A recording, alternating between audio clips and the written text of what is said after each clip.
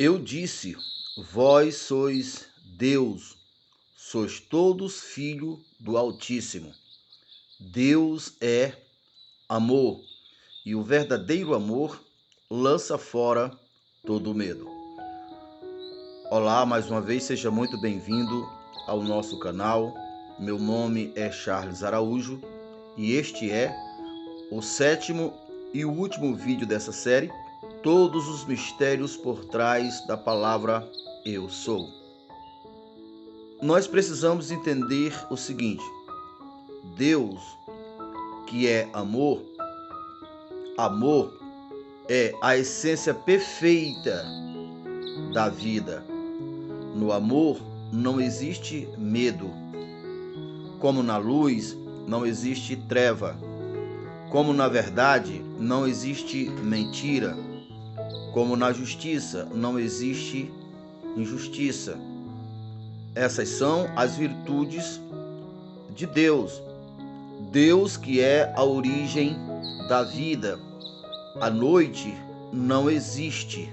O que existe é a ausência de luz, a ausência do sol. Então perceba, não existe uma origem, um pai que criou as trevas, nada mais é do que a ausência de luz. Não existe a falta nada mais é do que a ausência da abundância, que o Senhor Jesus, ele se identificou com a essência do eu sou de Deus, ser ele o mesmo. Foi por isso que o próprio Jesus disse: eu e o Pai somos um. Diante dessa afirmação, os judeus quiseram jogar pedra em Jesus, porque dizia que ele estava blasfemando pelos simples fatos dele admitir ele e o Pai serem um. E diante dessa reação dos judeus, ele, o Senhor Jesus, citou o Salmo 82. Eu disse: vós sois deuses. Esse eu disse é o mesmo que dizer: será que não é o suficiente? Mesmo eu dizendo que vós sois deuses, será que não é o suficiente eu os ter formado segundo a minha espécie? Vós sois deuses, sois todos filho do Altíssimo. É esta consciência, ou foi esta consciência, que Jesus o tempo todo tinha, de ser ele um com tudo, não no termo físico, porque cada um de nós somos uma personalidade, uma individualidade, fisicamente falando.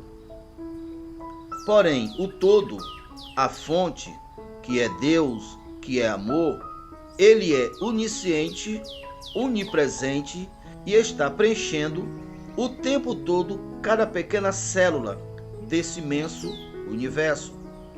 O rei Davi entendeu isso quando ele disse: aonde eu posso escapar da tua presença? Porque se eu subirei o mais alto dos lugares, lá o teu espírito estará. Se eu descer as mais profundas das profundezas, também o teu espírito está lá.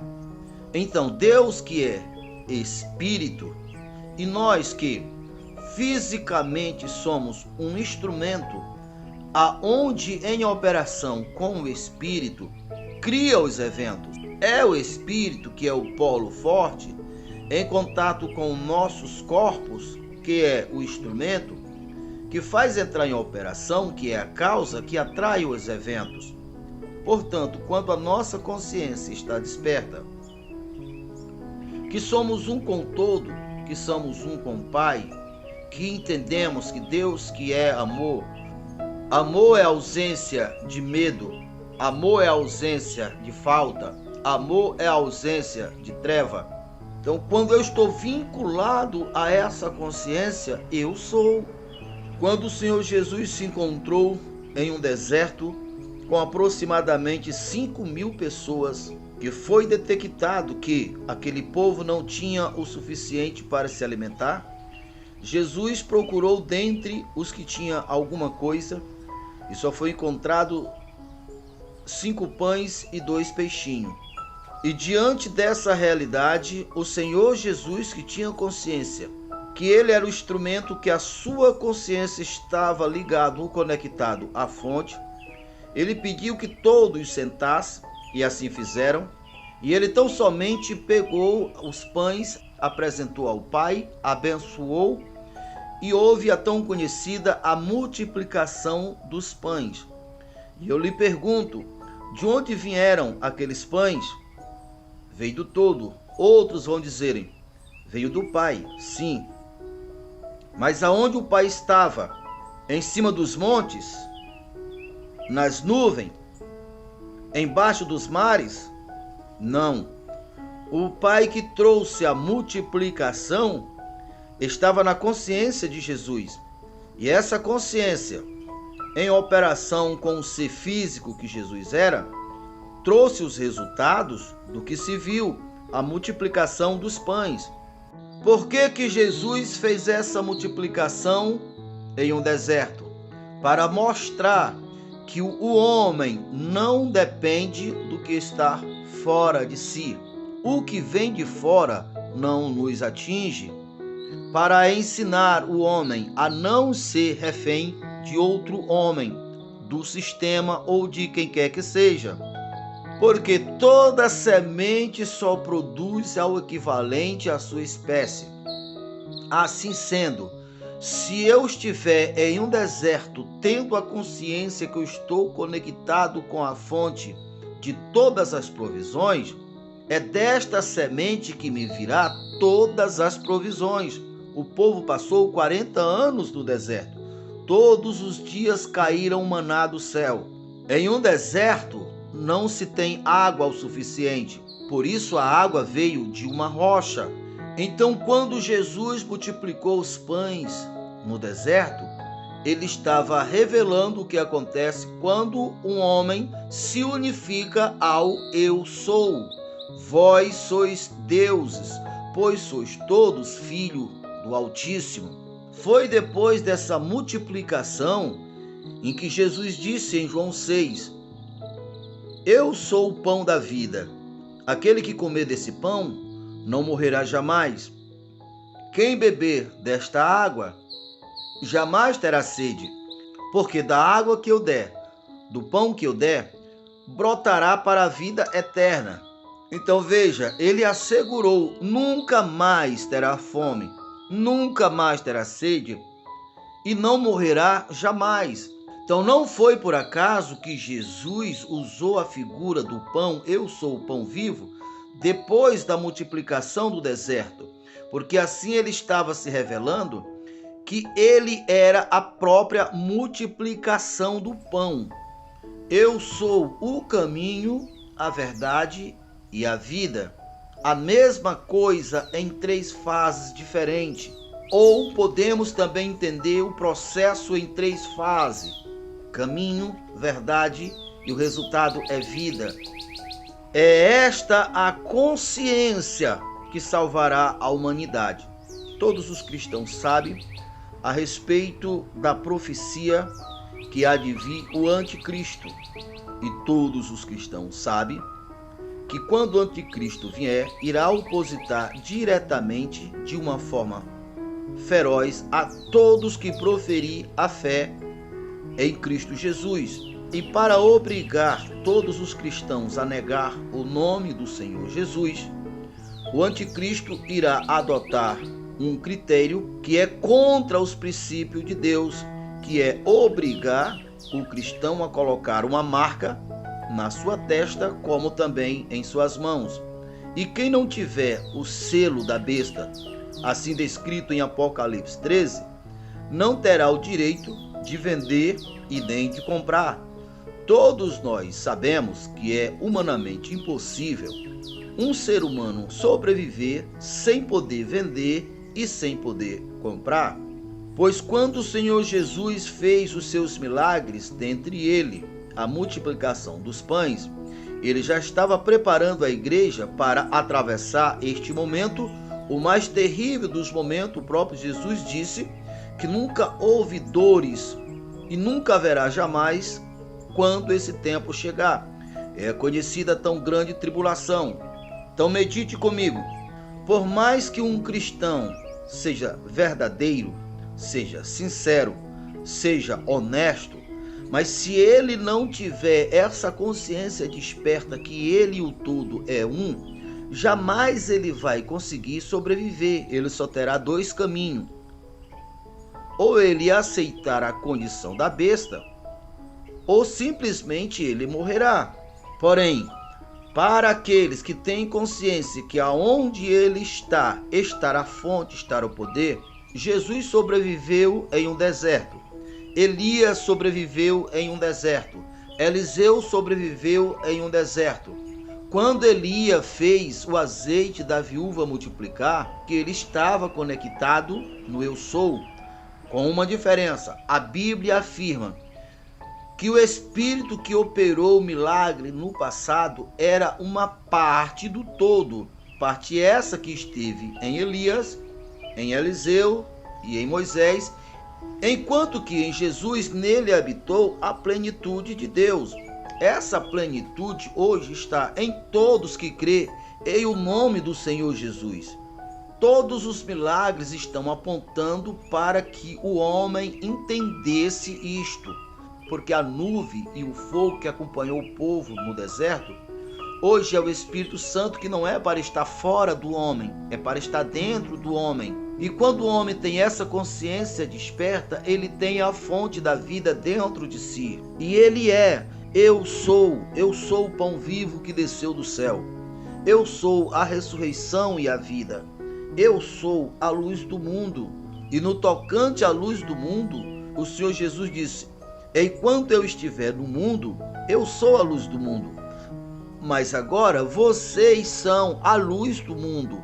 Portanto, você precisa entender isto. A falta não existe. Não há um princípio. Não há uma autoria.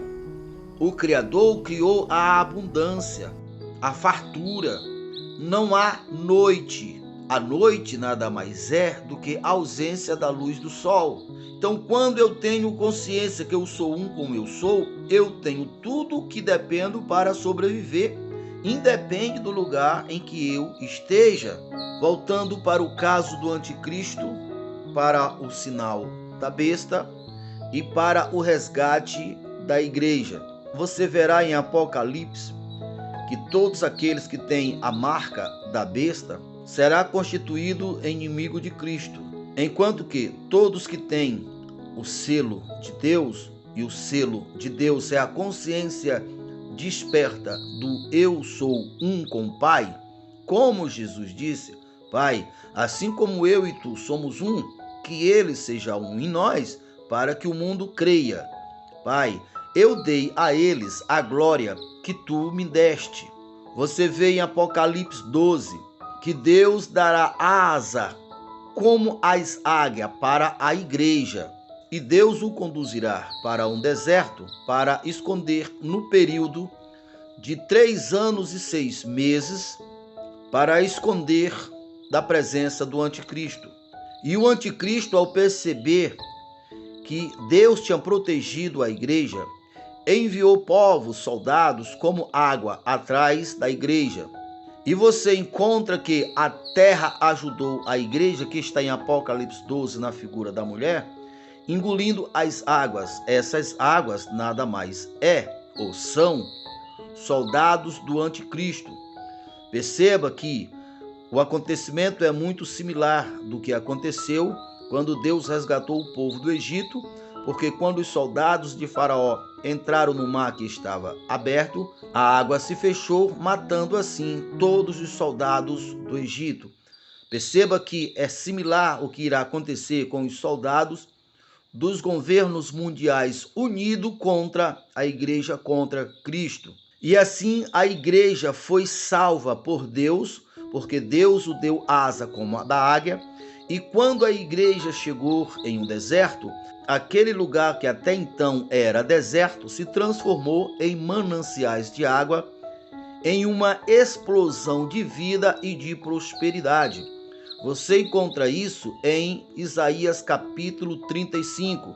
De onde vieram ou de onde veio essa explosão de vida e prosperidade, já que o deserto é morto e que não tem como dar vida? É óbvio que vieram de dentro da igreja. Dá para você perceber a similaridade entre Jesus multiplicar os pães no deserto e a igreja prosperando em um deserto? E você vê na última descrição de Isaías 35 que depois dos 3 anos e meio, 1260 dias, e a igreja retornará a Sião com cântico e alegria eterna. Para onde a igreja estará voltando? A igreja estará voltando para o governo de Cristo, a princípio por 1000 anos, neste mundo, lá em Jerusalém, que por isso a expressão "e a igreja retornará com cântico e alegria eterna". E aí se começa a limpeza de todos aqueles que não têm o selo de Deus. Você já se perguntou o porquê dos 3 anos e meio da grande tribulação? Obviamente, a grande tribulação se dará no mesmo período em que o anticristo governará. Quem é o anticristo? O anticristo é a personalização representado por um ser humano que irá se assemelhar ao próprio Cristo, só que com a grande diferença. Enquanto que Cristo foi a personalização de Deus, com todos os atributos e virtudes de Deus: justiça, amor, misericórdia, piedade, bondade, mansidão. O anticristo vai ser o oposto. O período do ministério do Senhor Jesus também foi 1260 dias, 3 anos e meio. Por isso será esse também o período em que o anticristo irá governar no mundo. Mas lembre-se, o governo do anticristo não se estenderá à igreja. A igreja estará em um deserto protegida por Deus. Todo o poder foi me dado nos céus e na terra, disse Jesus. Se todo o poder foi dado para Jesus nos céus e na terra, o anticristo jamais poderá ter todo o poder. O poder do anticristo irá se estender a todos os homens, exceto aqueles que têm todo o poder. E quem são os que têm todo o poder? Os que estão em Cristo Jesus. Porque o nome de Jesus está acima de todos os nomes que se nomeia. Se a palavra de Deus afirma que o nome de Jesus, o poder dado ao nome de Jesus e à sua igreja, estará acima de todos os nomes que se nomeia, dentre esses todos os nomes, com certeza estará incluído o nome do anticristo. Por isso a ordem de Deus é: não temas, ó pequeno rebanho. Reduzido a nada serão todos os que contenderem contra ti. Não tenha medo. O verdadeiro amor lança fora todo medo. Deus é amor. Deus é poder. Deus é vida. Jamais a morte poderá matar a vida. Eu sou a ressurreição e a vida. O poder não sofre ameaça. Este é o último grande mistério. Portanto, este é o último grande mistério por trás da palavra eu sou. Quando o ser humano desperta a sua consciência, ele é autossuficiente, ele não morrerá. Ninguém poderá exercer autoridade sobre ele. Faraó, que foi o homem mais poderoso da sua época, nunca um homem tinha lhe enfrentado, que também ele era o homem mais arrogante, mais orgulhoso. Ele jamais poderia aceitar que um exército de escravos que nunca aprenderam a lutar, de homens fracos, poderia vencê-lo. Mas quando ele percebeu que junto com Moisés tinha uma força superior, é claro que qualquer um outro nome que Faraó tivesse que enfrentar, para Faraó era negócio, porque de todos os homens do mundo tinham o seu poder inferior ao poder de Faraó. O único homem de todos os homens do universo que Faraó não estava prevalecendo era o nome de Moisés. Portanto, qualquer um outro nome, desde que não fosse o nome de Moisés, para Faraó era negócio. Assim também, o sistema e o espírito do anticristo tem interesse em elevar outros nomes para se confundir com o nome de Jesus, enquanto que, ao mesmo tempo, ele tem interesse de esvaziar o nome de Jesus, porque qualquer um outro nome em que o anticristo irá enfrentá-lo, obviamente ele terá poder superior. O único nome em que o anticristo não terá poder é contra o nome de Cristo, e a igreja de Cristo é o próprio Cristo. Em Efésios 1, depois que diz que ao nome de Jesus foi dado o nome que está acima de todos os nomes, conclui dizendo que ele, Jesus, é o cabeça, enquanto a igreja é o seu corpo. Portanto, Jesus e a igreja são as mesmas pessoas. E igreja aqui não é instituição. As instituições estão cheias de pessoas deformadas espiritualmente que não se reconhecem em Deus. A igreja aqui é todos aqueles que crerem e que terão a sua consciência elevada ao nível do eu sou, porque o nível do eu sou é o alto monte, é o ponto mais alto, é quando o homem alcança a imortalidade. Por isso espero que cada um de vocês tenha compreendido, medite mais sobre isso. Tudo o que eu falei aqui está amparado pela luz da Bíblia. Se você de fato quer ter uma vida esplêndida, quer experimentar o milagre da provisão vinda diretamente da sua consciência elevada, unificado à fonte, ao Todo-Poderoso, ao Pai, ao Deus Criador dos céus e da terra, e se você quer assegurar a invencibilidade e a imortalidade, se aprofunde mais no conhecimento das Escrituras Sagradas. E se você ainda não é inscrito no nosso canal, já se inscreva em nosso canal. Clique naquele sininho e ao clicar no sininho, clique no todo para que todas as vezes que nós colocarmos um vídeo novo, você seja um dos primeiros a receber. Até o próximo vídeo. Haja paz dentro dos teus muros, e prosperidade nos teus celeiros. Haja honra na tua família, reis e rainhas entre os teus descendentes. Nação poderosa são teus descendentes. É assim que diz o Salmo 112. Nenhuma praga chega em tua casa. É assim que diz Salmo 91. Haja paz dentro dos teus muros e prosperidade nos teus celeiros.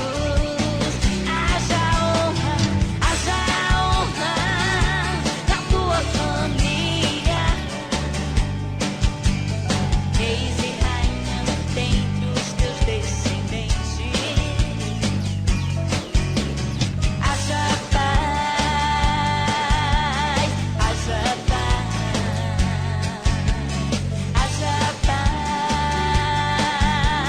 haja paz